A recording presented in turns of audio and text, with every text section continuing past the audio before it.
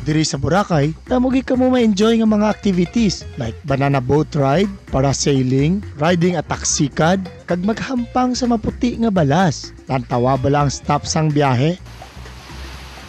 Kag tuon ta galing famous talipapa. Diri ta makakita sa mga barato nga mga balaklon. Depende kung mayo ka mag-ayo, pareho sakon. To train sling mo?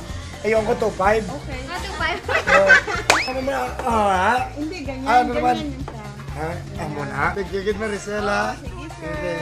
Pakilala ko sa inyo ang akon nga friend from Russia, si Alia Metrofanova, isa ka sport director. Aliyah, what brings you here in Boracay?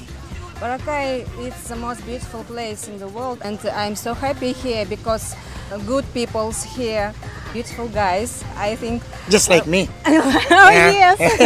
You're promoting Boracay in your country, Russia. Yes, in Russia, in Moscow TV, Russia. Kag ako naman ang gini-interview ya. Скажите, что вы тут делаете? И почему вы подошли ко мне с камерой? Di ko kahit hindi, pero ang balyagro sa akon, gwapo ko kuno. Okay, I'm handsome. I can say мабухай. Я вас люблю. Mas bubulu. Я вас люблю. Mas bubulu. Sa liwat, yabas blue kapamilya. Ako si Rusty Ramos, ang padayon nyo nga upod sa pagbiyahe. Harita subong sa pinakagwa.